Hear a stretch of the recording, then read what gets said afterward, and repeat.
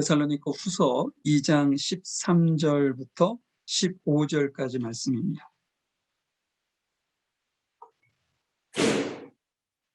제가 읽겠습니다. 주의 사랑하시는 형제들아, 우리가 항상 너희를 위하여 마땅히 하나님께 감사할 것은 하나님이 처음부터 너희를 택하사 성령의 거룩하게 하심과 진리를 믿음으로 구원을 얻게 하심이니, 이를 위하여 우리 복음으로 너희를 부르사 우리 주 예수 그리스도의 영광을 얻게 하려 하심이니라. 이러므로 형제들아, 굳게 서서 말로나 우리의 편지로 가르침을 받은 유전을 지키라. 아멘. 오늘은 기본이 되어야 하는 감사의 제목, 우리가 이제 감사를 할 때 무엇을 기초로 기반을 두어야 하는지 그런 어떤 간단한 내용들을 여러분들과 좀 말씀을 나눠보려고 합니다. 오늘 본문은 데살로니가 교회 성도들을 바울이 이렇게 바라보면서 여러 가지 이제 거짓 선지자들, 거짓 교사들이 교회 내에서 잘못된 가르침을 통해서 어떤 데살로니가 교회 성도들의 어떤 마음을 흔들어 놓고 불안감을 갖게 하고 여러 가지 문제점이 있는데, 그거에 대한 어떤 본면의 말씀을 전하면서 내가 너희들을 볼 때마다, 오늘 본문의 13절에 보니까 우리가 항상 너희를 위하여 마땅히 하나님께 감사할 것은, 이런 표현을 썼어요.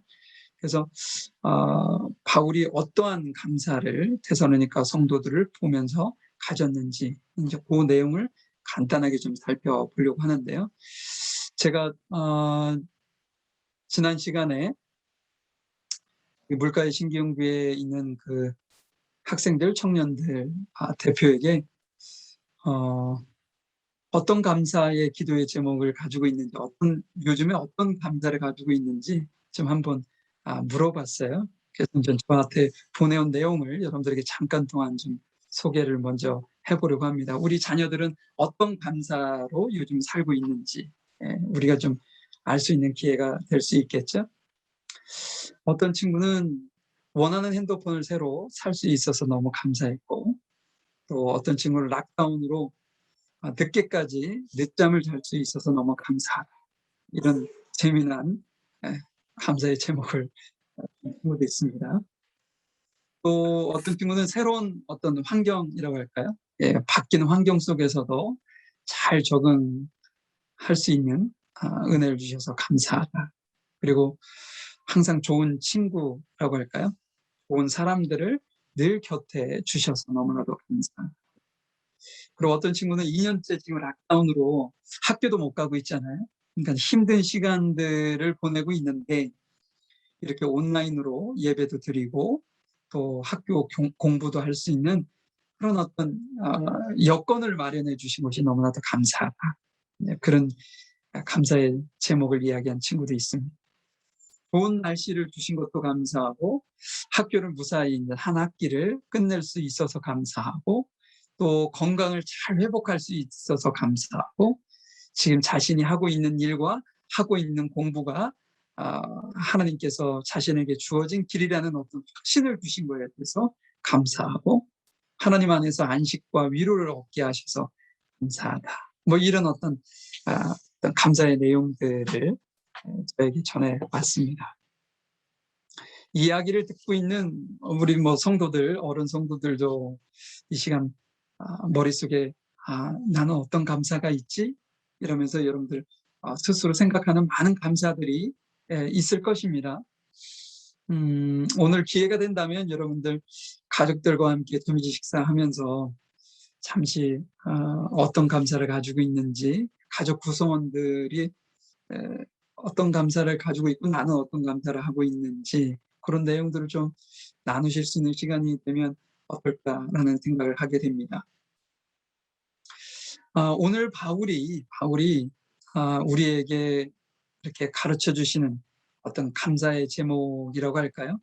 그것이 어떻게 보면 우리가 지금 많은 감사가 있지만 그 감사가 있기 이전에 기본적으로 우리가 해야 하는 어떤 감사의 제목일 수 있습니다. 어찌 보면 우리가 뭐 산소나 물이 정말 귀한 것이지만 우리가 그 귀한 줄을 모르고 살고 있잖아요.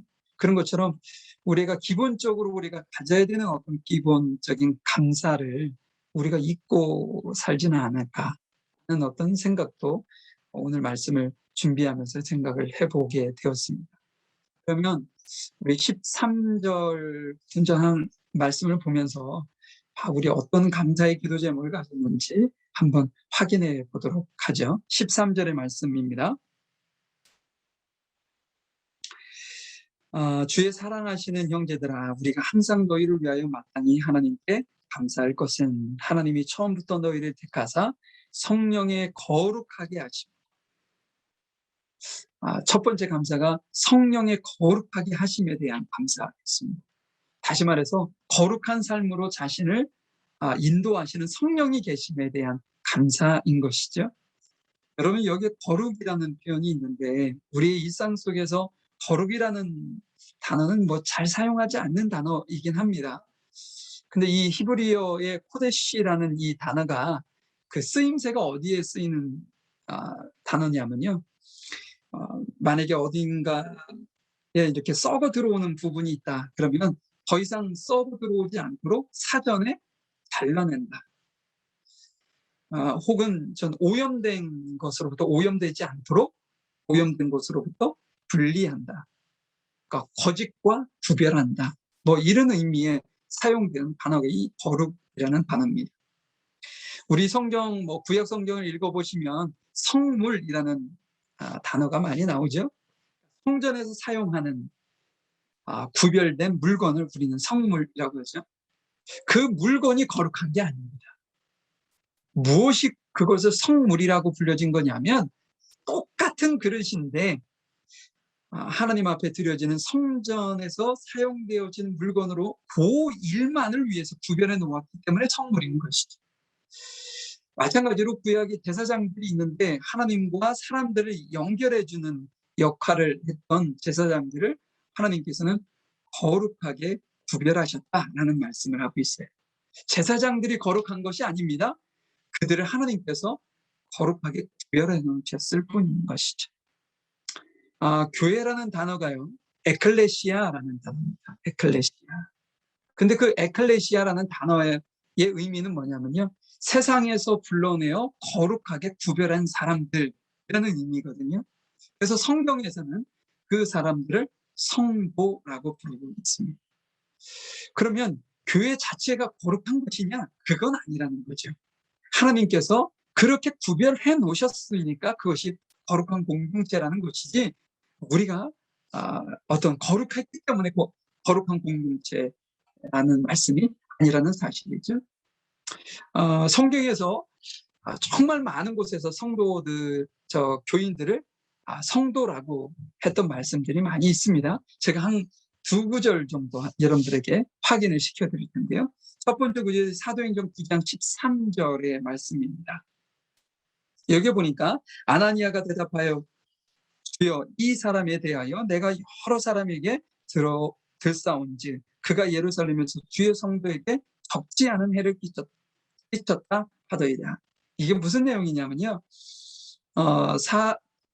그 당시에는 사울이었죠. 바울이 되기 전 사울이 예루살렘에 있을 동안에서도 예수님을 믿는 사람들을 막 무차별적으로 끌어다가 감옥에 가두기도 하고 곤초를 두기도 하고요. 스데반 집사님 같은 경우는 돌로 쳐 죽이기까지 했던 그 인물이 다메섹이라는 곳에도 예수님을 믿는 사람들이 많다는 소식을 듣고 그곳을 가다가 예수님을 만나게 됩니다. 예수님을 만나게 되었을 때 예수님께서 아나니아에게 가서 사울을 위해서 좀 기도해 주라 라고 했을 때 아나니아가 답변한 말이죠. 주의 성도들을 해친 자라는 표현을 쓰고 있어요. 여기서 주의 성도들이 누굴까요? 예루살렘 교회 교인들이었죠. 예루살렘 교인들을 성도라고 표현하고 있는 거죠. 한 절 더 볼까요? 로마서 1장 7절의 말씀입니다. 로마에 있는 하나님의 사랑하심을 입고 성도로 부르심을 입은 모든 자에게, 여기는 로마에 있는 교회 교인들을 뭐라고 지칭하냐면 성도라고 얘기하고 있다는 것이죠. 여러분, 그러면 우리는 성도일까요? 성도가 아닐까요? 예, 맞습니다. 우리도 모두 성도인 것이죠. 목사이기 전에 성도입니다. 장로도 마찬가지입니다. 장로이기 전에 성도인 것이죠. 권사, 집사도 모두 다 성도입니다. 하나님께서 불러 모아서 구별되이 거룩하게 구별된 그런 사람들이라는 것이죠. 자, 제가 지금 데살로니가 전서 4장 3절 7절 말씀 여러분들하고 잠시 볼 텐데요. 하나님께서 우리를 부르신 목적을 우리에게 분명히 말씀하고 있습니다. 잠시 한번 볼까요? 하나님의 뜻은 이것이니 너희가 거룩함이라 곧 음란을 버리고. 7절 말씀 보니까 하나님이 우리를 부르심은 부정케 하심이 아니며 거룩해 하심이. 하나님께서 우리를 부르신 분명한 목적이 있는데 그 목적은 무엇이냐? 우리를 거룩하게 하시기 위함이다. 성도로 우리를 세우시기 위함이다 하는 그런 말씀이겠죠. 이것이 왜 우리에게 감사하고 은혜이냐, 이제 그 의미를 우리가 좀 알아야 되는데요. 여러분, 우리 그 대통령의 고유 권한이라고 얘기하는 대통령의 사명권에 대해서 여러분들 들어보신 적이 있을 거예요. 보통 한국 같은 경우는 광복절이나 성탄절, 미국에도 이런 대통령제가 있는 곳에는 이 대통령 사명권이 있는 것으로 제가 알고 있는데요. 예를 든다면 죄를 지은 사람이 죄를 짓고서 30년 형을 만약에 받았다고 치고요. 그거 감옥에서 그 죄값을 치르고 있습니다. 근데 그 사람에 대해서 대통령이 어느 날 사명 복권을 명합니다. 그러면 그 형을 집행하도록 권한을 부여받은 위임받은 법무부는요, 즉각 형 집행을 중단하고 그 사람을 풀어주어야 합니다. 이것이 이제 대통령의 어떤 사면 복권에 대한 명령이 발동되는 것이죠. 그리고 그 사람은 어떻게 되느냐? 그 이전, 죄를 짓기 이전의 어떤 모습으로 원상 회복되어집니다. 모든 법 절차를. 이것이 이제 사면 복권에 대한 어떤 권한인데요. 어떠한 죄를 지었든 대통령이 사면하면 모든 죄가 사면되는 것이죠. 만약에 30년형을 그 어떤 언도를 받고 지금 복역 중인 그 사람에게 대통령이 만약에 그 사람에게 사면 복권을 명했다. 그 사람이 감사하지 않을 수 있을까요? 그 사람은 본인이 죄를 진 것에 대한 정당한 지금 법적인 어떤 절차를 진행하고 있는 이 상황 속에서 아직도 30년이 되려면 아주 긴 시간이 남아 있는데 대통령이 자신의 죄를 사면해 줬으니 이게 얼마나 감사한 일이겠어요. 우리도 마찬가지라는 겁니다. 우리도 동일하게 그 어떤 아까 성도라고 했을 때 우리가 거룩하기 때문에 성도라고 부르신 것이 아니라고 말씀을 드렸던 것이죠. 우리를 하나님께서 거룩하게 하셨다라는 그 의미에는 하나님께서 우리에게 사명권을 행사하신 것과 같다는 것이죠. 죄인이었던 우리의 어떤 신분을 거룩한 하나님의 어떤 자녀로 회복시켜 주셨다. 그래서 본인이 죄인이라는 어떤 확신과 믿음을 가지고 있는 사람이라면 하나님께서 나를 거룩하게 해주셨다는 그 어떤 의미에 감사하지 않을 수 없다는 것이죠. 자, 그렇다면 우리가 거룩한 자가 되었어요. 그런데 우리가 정말로 구별된 거룩한 삶을 우리가 살고 있느냐? 아니면 구별된 거룩한 삶을 살 수 있는 힘이 우리에게 있느냐? 라는 것이 어떤 중요하겠죠. 한번 거룩한 자가 계속적으로 이어져야 하는 것이기 때문이죠. 그런데 사도 바울도요, 이 문제를 가지고 매우 힘든 시간을 보냈던 것 같아요. 로마서 7장 22절, 23절에 보면 그 고백이 나오는데요. 한번 잠시 보도록 하겠습니다. 로마서 7장 22절 내 속 사람으로는 하나님의 법을 즐거워하되 내 지체 속에서 한 다른 법이 내 마음의 법과 싸워 내 지체 속에 있는 죄의 법 아래로 나를 사로잡아 오는 것을 보는도다. 이게 이제 사도 바울의 고백이었죠. 그러면서 그 다음 절에는 오라 나를 이 공부한 사람을 이 사망의 몸에서 누가 나를 건져낼 수 있느냐라고까지 고백을 했던 것을 봤습니다. 이 사도 바울은 우리 마음에 무엇이 있다고요? 두 가지 마음이 있다고 두 가지 마음이 존재한다고 얘기를 해요. 하나님의 말씀을 법을 지키려고 하는 선한 의지가 있고요. 죄의 법을 따르려고 하는 악한 의지가 우리 안에 동시에 존재하는데 그것이 끊임없이 치열하게 싸우고 있다라는 이야기를 하고 있는 것이죠. 한편에서는 죄의 법이 우리를 끊임없이 유혹한다는 얘기입니다. 예를 들어서 적당하게 죄를 지어 적당하게 뉘우치고 적당하게 즐기고 적당하게 예수님을 믿고 사는 것이 현명한 삶이라고 우리를 만약에 유혹한다고 친다면, 반대편에서는 의를 따르려고 하는, 하나님의 법을 따르려고 하는 그 의지는 그것이 아니면 철저하게 하나님을 믿고 철저하게 따르고 철저하게 죄를 짓지 않고 또한 철저하게 죄에 대해서 회개를 해야 된다라고 이게 맞붙어서 이렇게 치열하게 싸운다는 것이죠. 이러한 치열하게 긴장 속에서 우리 마음이 늘 있다는 거예요. 그러면 어떻게 우리가 구별된 거룩한 삶을 이런 어떤 악조건 속에서 살아갈 수 있겠냐는 것이죠. 우리 스스로 말이죠. 근데 여러분, 실은요, 이 거룩한 삶은 우리 스스로의 힘으로는 불가능합니다. 이 세상에 존재하는 사람, 그 어느 사람도 스스로 거룩한 삶을 살 수 있는 사람은 없습니다. 그러면 이것을 가능케 하는 것은 무엇이냐? 성령님 일하시는 것이죠. 성령님께서 우리를 도우셔야만 이런 어떤 거룩한 삶을 우리가 살아갈 수 있고 승리자의 삶을 살아갈 수 있다라는 말씀을 하고 있는 것이죠. 우리는 늘 넘어집니다. 늘 승리한 것 같은데 늘 넘어져요. 뒤돌아보면 실수한 것이 더 많고요. 잘못된 것이 어떤 후회되는 일들이 더 많은 것이 우리의 어떤 삶이고 일상이라는 것이죠. 그럼에도 불구하고 우리가 다시 일어나서 어떤 그리스도인으로서의 구별된 삶을 살기 위해서 노력하고 또한 계속적으로 전진할 수 있는 이유는 뭐냐? 성령께서 우리를 모으고 계신다는 것이죠.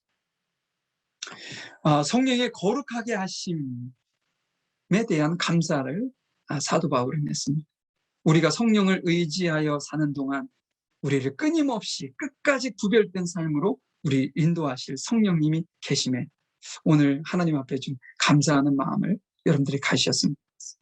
성령께서 늘 내 곁에 계셔서 24시간 어느 곳을 막론하고 나를 지키시고 이끌어가 주시고 내게 힘을 주시고 승리 있게 하시는 그 하나님 앞에 여러분들 감사하는 오늘 하루가 되실 수 있길 바랍니다. 두 번째 감사는 뭐냐? 우리 오늘 본문 읽은 내용 그 끝부분에 보니까 진리를 믿음으로 구원을 얻게 하신다고 13절에 우리에게 말씀하고 있습니다. 진리를 믿는다. 성경에서 진리라고 하면 거의 대부분 예수님을 의미하는 단어로 사용되어지고 있는데요. 이 말씀은 무엇이냐? 우리가 예수님을 믿기만 하면 지위 고하를 막론하고 혹은 나이와 상관없이 어떤 물질이 있고 없고 상관없이 공부를 많이 하고 공부를 하지 많이 못했고 그것과 상관없이 남녀노소 상관없이 어떤 피부색과 상관없이 모든 이들에게 하나님께서는 구원의 길을 열어주셨다는 말씀이 됩니다. 그러면 여러분, 구원을 받는 것은 이런 것이 이제 어떤 믿음으로 구원을 받는다 말씀이신데, 그다음 구원을 받지 못하는 사람은 어떤 사람들일까요? 제가 일부러 성경 두 구절을 좀 한번 찾아보았습니다. 한번 볼까요? 데살로니가 후서 2장 10절의 말씀 한번 보도록 하겠습니다. 거기 보니까 불의의 모든 속임으로 멸망하는 자들에게 이 말이니 이는 저희가 진리의 사랑을 받지 아니하여 구원을 얻지 못함이니라. 여기 보니까 진리는 아까 예수님이라고 했습니다. 근데 진리이신 예수님의 사랑을 입지 않았다는 거죠. 또한 하나님을 사랑하지 않았고, 또 예수님이 가신 그 길을 그렇기 때문에 따르지 않고 거부하고, 자신의 어떤 의지, 자기가 하고 싶은 것, 그것을 하면서 어떤 불의한 곳에서 사는 사람들, 그들은 구원을 얻지 못한다라고 말씀하시는 것이죠. 우리 한 구절 더 보도록 하겠습니다. 데살로니가후서 2장 12절의 말씀인데요. 진리를 믿지 않고 불의를 좋아하는 모든 자로 심판을 받게 하려 하시니라.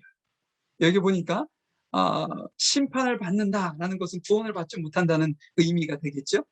진리이신 예수님을 믿지 않고 진리의 말씀을 따라서 살지 않고 불의의 삶을 사는 사람들은 결코 구원을 받지 못한다. 이렇게 말씀하고 있어요.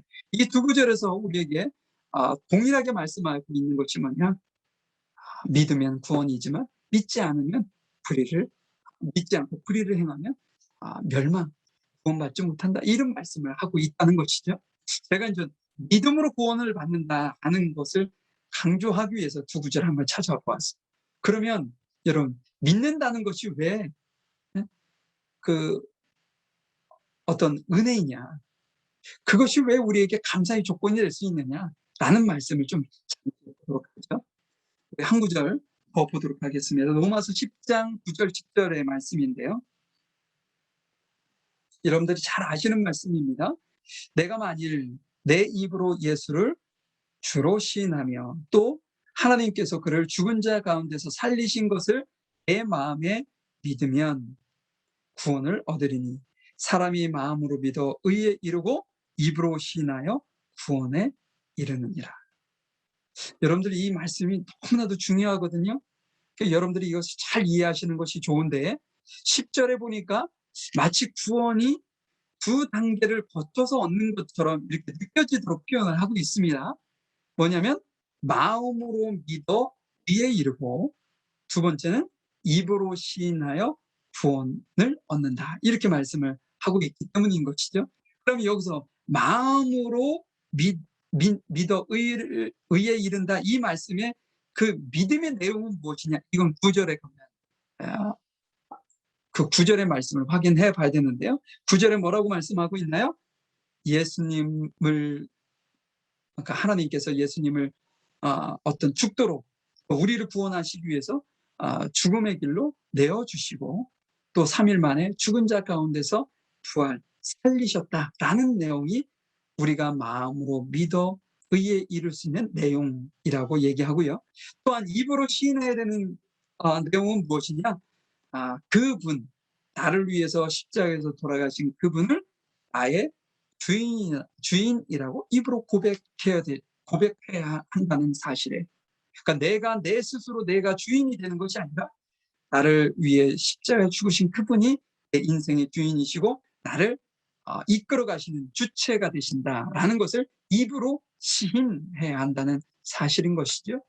이렇게 중요한 마음으로 믿어 의에 이르고 입으로 시인하여 구원에 이른다라는 말씀을 우리에게 설명을 하고 있는데, 여기 9절의 끝부분을 한번 다시 보겠습니다. 그 믿음을 어떤 것으로 믿느냐 보면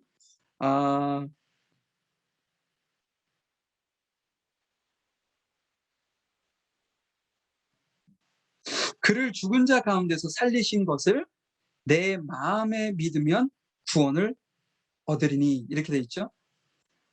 믿는데 그 믿는 것이 무엇으로 믿느냐? 마음으로 믿는다는 거예요. 마음으로. 이것이 우리에게 어떻게 보면 너무나도 귀한 은혜이고 감사인 것이죠. 왜냐하면 우리의 믿음, 어떤 구원의 조건이 행위나 아니면 공적, 이렇게 많은 공을 쌓는 것이라고 한다면 이게 어떻게 보면 불공평한 상황이 될 수 있어요. 마음으로는 누구든 할 수 있잖아요. 만약에 헌금을 많이 한 사람 순으로 구원을 얻게 한다, 혹은 매일 빠지지 않고 몇 시간씩 기도하는 사람 순으로, 많이 기도한 사람 순으로 구원을 얻게 한다, 아니면 교회에 와서 봉사를 많이 한 사람 순으로 구원을 얻게 한다, 아니면 뭐 선행이라고 할까요? 선행을 많이 한 사람 이렇게 줄을 쭉 세워놔서 1등부터 100등까지만 구원을 얻게 한다. 그러면 그건 복음이 절대로 될 수가 없습니다. 왜냐하면 모든 것은 내 노력으로 된 것이기 때문이라는 거죠. 그렇기 때문에 하나님께서 우리에게 마음으로 믿어 구원을 얻게 한다. 이 말씀은 우리에게 너무나도 큰 은혜가 아닐 수 없습니다. 감사가 아닐 수 없다는 거죠. 제가 두 구절을 더 준비를 했는데요. 로마서 3장 20절의 말씀입니다. 그러므로 율법의 행위로 그의 앞에 의롭다 하심을 얻을 육체가 없나니 율법으로는 죄를 깨달으니라. 한 구절 더 보죠. 28절입니다. 그러므로 사람이 의롭다 하심을 얻는 것은 율법의 행위에 있지 않고 믿음으로 되는 줄 우리가 인정하노라. 여기에 공통적으로 한결같이 얘기하는 것이 뭐냐면 행위로 의롭게 되지 않는다. 의롭게 되는 것은 믿음으로 되어질 수 있다. 그것도 마음으로 믿어 의롭게 된다. 이것이 너무나도 우리에게는 큰 은혜이고 감사의 조건이 아닐 수 없습니다. 오늘 사도 바울은 우리에게 많은 어떤 감사의 제목이라고 할까요? 그것이 있음에도 불구하고 우리에게 감사의 기본이 되는 것을 우리에게 가르쳐주고 있습니다. 오늘 여러분들이 이 사도 바울이 두 가지의 어떤 감사의 어떤 제목이라고 할까요? 이 말씀을 여러분들이 한번 오늘 예배가 끝난 이후에 다시 한번 여러분들 스스로 좀 점검해 보실 수 있기를 바라요. 내가 거룩하게 하나님께서 나를 거룩한 자로 부르심에 대해서 내가 감사하고 있나? 혹은 내가 믿음으로 구원을 얻게 된 것에 대해서 내가 감사하고 있나? 그 무엇보다도 내 감사의 기본을 그것으로 내가 깔고 있나? 라는 것을 여러분들 스스로 한번 점검해 보실 수 있으면 좋겠습니다. 왜냐하면요, 아까 제가 서두에서도 여러분들에게 말씀드렸던 것처럼 우리가 공기 중에 있는 이 산소를 감사한 줄 잘 몰라요. 숨이 막혀서 숨을 쉴 수 없는 그런 밀폐된, 예를 들어서 공간에 딱 있었을 때 그제서야 산소가 귀중하구나 라는 것을 그제서야 느끼는 거예요. 우리가. 이 물도 마찬가지입니다. 정말 갈증이 났었을 때만이 이 물의 소중함을 알게 되는 거죠. 풍부하게 우리 주변에 있으면 그것이 소중하지 못한, 소중하다는 생각을 못하고 살게 된다는 것이죠. 우리가 살고 있는 21세기 복음이 너무나도 값싸게 이렇게 증거되어 있는 그런 상황 속에 우리가 살고 있습니다. 그런 어떤 상황 속에서 어떻게 보면 감사의 조건임에도 불구하고 그것을 등한시하고 살아가고 있는 우리에게 이번 추수감사절 절기 예배를 통해서 다시 한번 하나님께서 우리에게 점검하시라고 말씀하고 있다라고 여러분들이 좀 확신을 가지시고 나를 하나님께서 거룩하게 하신 이것에 내가 감사하고 있는지, 아니면 마음으로 믿어 구원에 이르게 하신 이 놀라운 기적 같은 죄인인 나를 그렇게 하신 것에 대해서 내가 얼마나 감사하고 있는지 한번 여러분들이 점검하시고 그 감사의 기초 위에 여러분들이 가지고 있는 다양한 감사들로 차곡차곡 무너지지 않게 쌓아 올리실 수 있기를 간절히 소망해 봅니다. 그런 어떤 추수감사절 예배가 되었으면 너무나도 감사하겠습니다. 우리 잠시 기도하겠습니다. 사랑과 은혜가 풍성하신 아버지 하나님, 코로나19로 우리의 일상을 잃어버린 지도 참 오랜 시간을 지내고 있습니다. 2년의 시간이 넘어가고 있고, 지금 우리 뉴질랜드에서도 락다운이 산발적으로 일어나긴 했지만 이렇게 3개월 이상 이렇게 긴 시간 동안 모든 것이 다 중단이 된 그런 상황 속에 놓인 것 또한 우리를 힘들고 어렵게 만듭니다. 그런 상황 속에서 감사의 제목을 이야기하고 감사하라고 한다는 것이 조금 불편할 수는 있지만, 하나님, 그럼에도 불구하고 우리에게 지금 생명을 주시고 또한 우리에게 어떤 신분의 어떤 변화, 죄인이었던 우리를 하나님의 거룩한 자녀로 우리를 삼으셨다는 사실, 그 근본이 되는 내가 그리스도인으로서 지금 현재 설 수 있는 이 어떤 구원의 믿음으로 구원을 얻을 수 있다는, 마음으로 믿어 구원을 얻을 수 있다는 이 기본을 저희들이 절대로 놓치지 아니하고 붙들고 승리할 수 있는 저희들 모두가 될 수 있도록 인도하여 주시옵소서. 우리가 가지고 있는 일상에서의 감사는 오늘 감사하고 내일 감사하지 않을 제목이 될 수 있다는 사실을 우리는 너무나도 잘 알고 있습니다. 그렇기 때문에 우리가 기본이 되는 이 감사를 저희들이 절대로 잊지 않고 놓치지 않고 이 감사를 꼭 붙들고 지금 현재 힘들고 어려운 상황 속에서도 늘 주님 앞에 감사하는 우리 성도들 되어질 수 있도록 은혜를 베풀어 주시기를 간절히 소망합니다. 저희들에게 귀한 감사절 예배로 주 앞에 드릴 수 있도록 인도하신 주께 너무나도 감사하며 사랑 많으신 예수님의 이름으로 기도하였습니다. 네.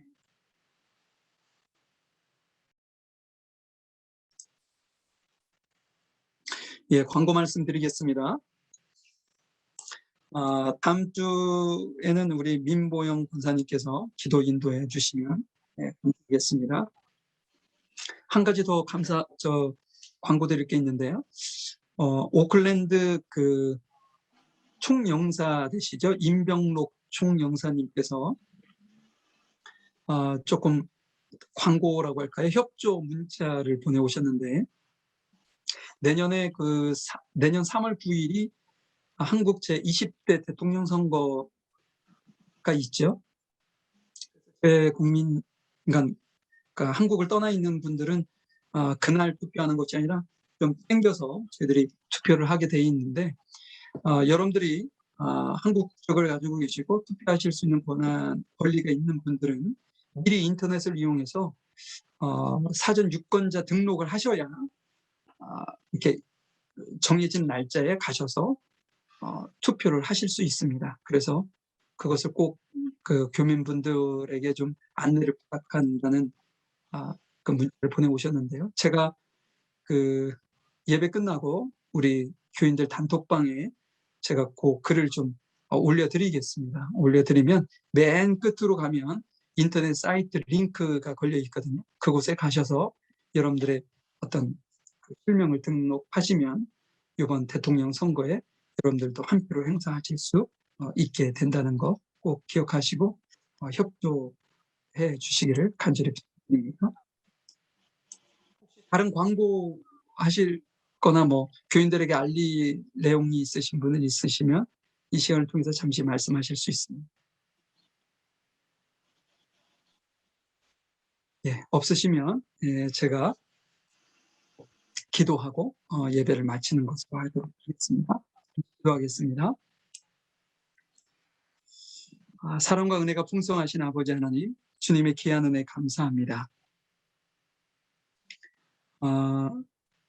추수감사절기 예배로 주님 앞에 이렇게 대면하여 예배할 수는 없지만 온라인 상에서라도 주님 앞에 이렇게 감사의 예배를 드릴 수 있도록 인도하셔서 감사합니다.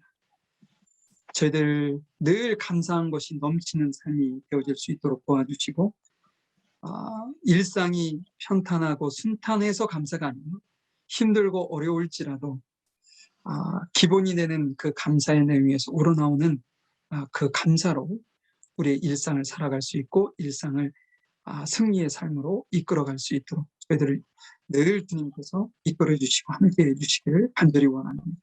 이 시간 주님 앞에 예배하면서 귀한 예물 드린 11조 감사원금, 주일원금, 성교연금 각가지로 주 앞에 드린 귀한 성도들을 기억해 주시고 그들의 가정을 주님의 이름으로 축복하오니 은혜를 베풀어 주시고 경제적으로나 영적으로 부족한 것이 없도록 흔들어 넘치도록 채워 주시옵소서.